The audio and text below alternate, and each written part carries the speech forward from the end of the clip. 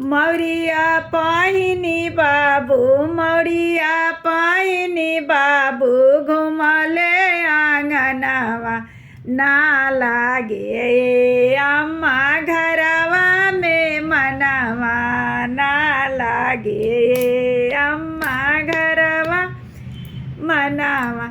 इहवा से जइह बाबू इहवा से जइह बाबू अपना पापा जी के संगवा।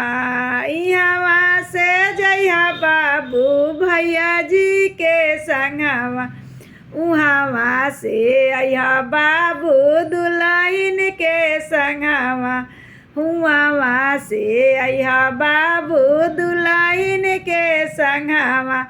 लाग जई है ये बाबू कोहबर में मनवा लाग जई है ये बाबू मड़वा में मनवा।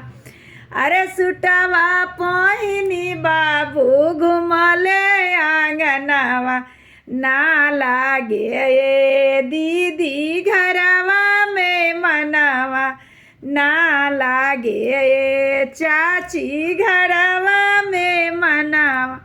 हियावा से जइह बाबू चाचा जी के संगवा।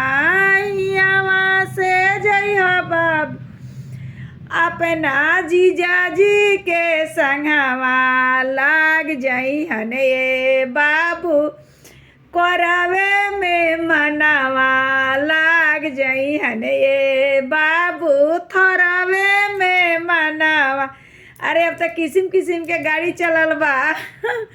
अरे वाला के हमरो वीडियो के सपोर्ट करम धन्यवाद बहुत बहुत स्वागत बा।